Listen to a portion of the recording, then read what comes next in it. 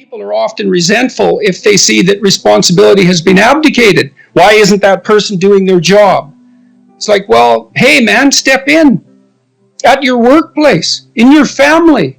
And you think, well, I shouldn't have to do that extra work. Well, you shouldn't be a slave. You shouldn't allow yourself to be tyrannized. But if something bugs you because a responsibility is going unfulfilled, there's a great opportunity for you.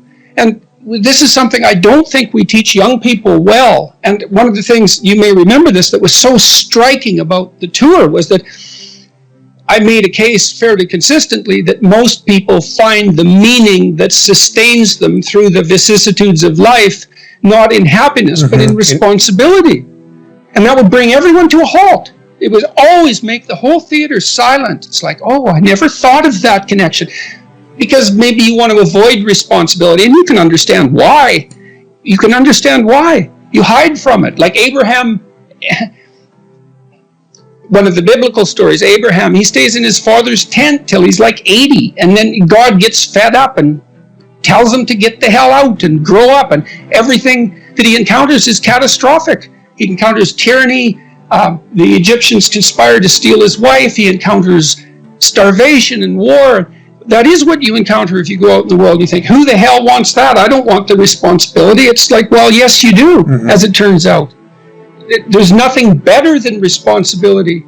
Now, I say that with some caution. I think that it's hard to say. The responsibility, I've been overwhelmed by my apparent responsibility. But I think it's also kept me alive. And I mean that literally. And so... Wait, can you go a little deeper with that? I mean, when you were at your darkest moments in the last 2 years, whatever that might be, was it the feeling of the... Many times in the last year where it would have been much easier for me just to be dead. That's constant. So, but, no. But is it but no because of something in you, or is it but no because of the people, that you would have abdicated that responsibility of the people, or is that ultimately the same thing? It. Yeah. Well, I do think the two aren't easily distinguishable, but it's definitely that. It's definitely that.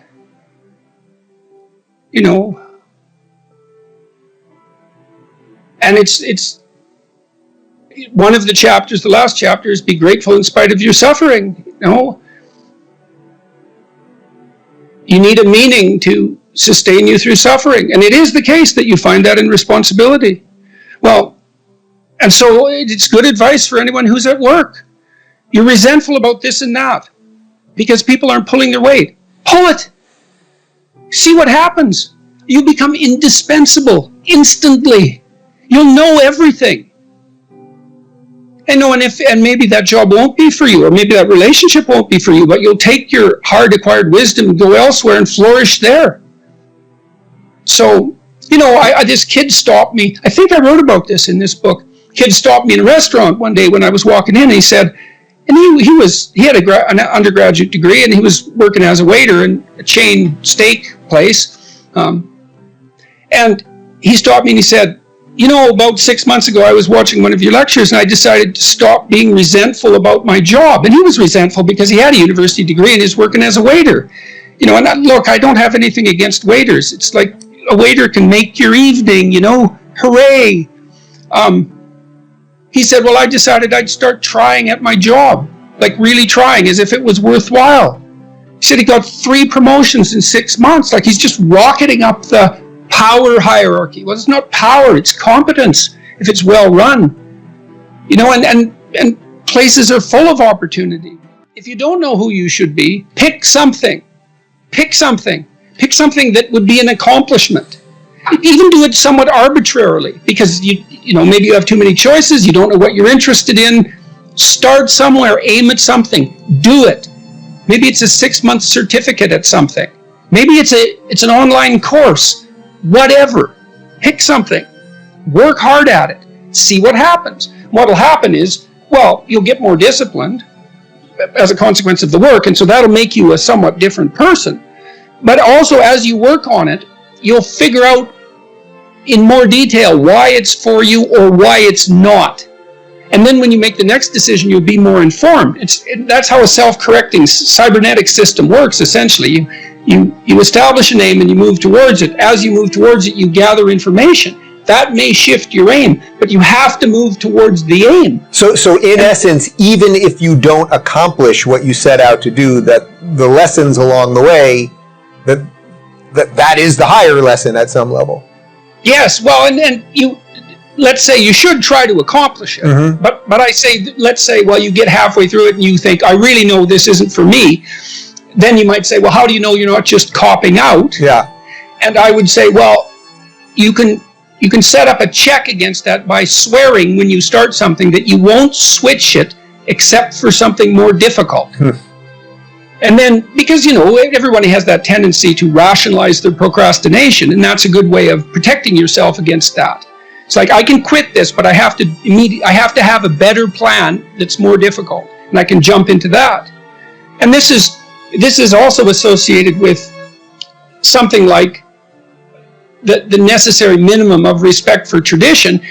If you pick a goal, it'll be a goal that's a social institution of some sort, virtually, with virtual certainty, because it has to be valuable to other people to be valuable, generally speaking. You don't want to be so cynical that you stop yourself from pursuing anything because nothing's worthwhile. That's not helpful.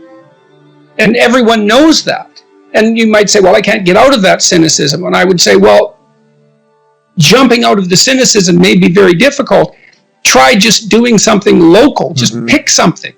If you don't have a relationship, make a dating profile. You don't even have to put it online. But at least you have the profile. You're taking a step in that direction. If you concentrate solely on your career, you can get a long way in your career. And I would say that that's a strategy that a minority of men preferentially do. That's all they do. They work like 70, 80 hours a week. They go flat out on their career. They're staking everything on the small probability of exceptional status in a narrow domain.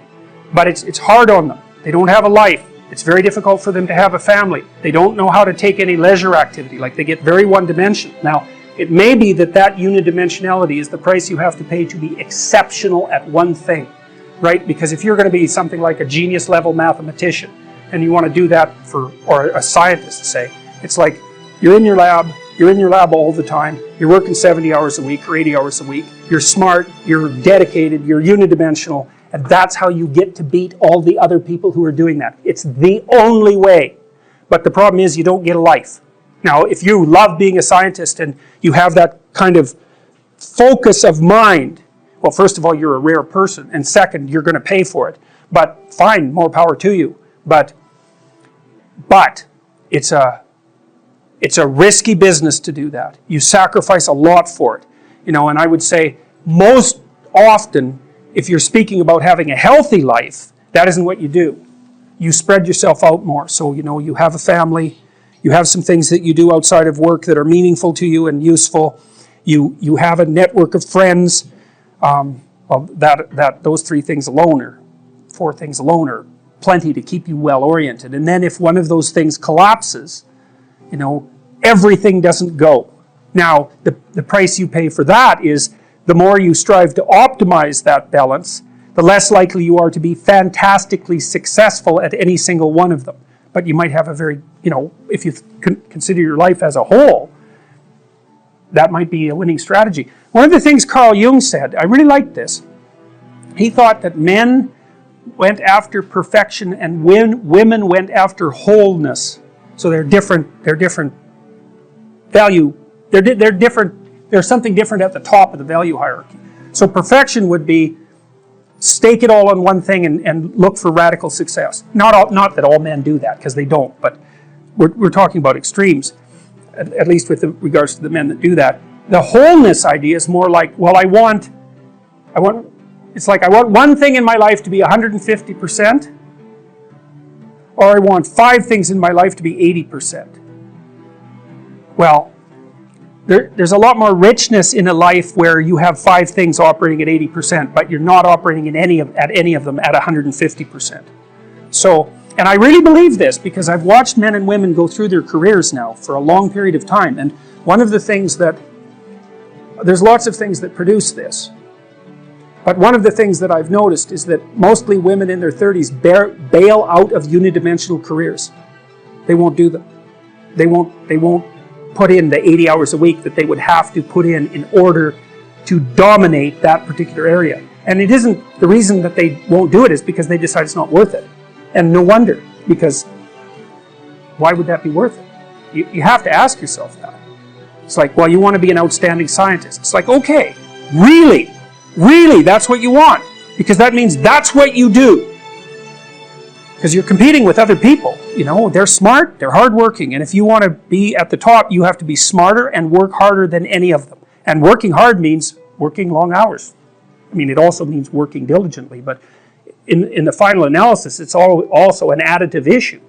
If I'm smart and hardworking and I can crank out for 70 hours a week, and you do it for 30, it's like, in 2 years, I'm so far ahead of you, you will never, ever catch up.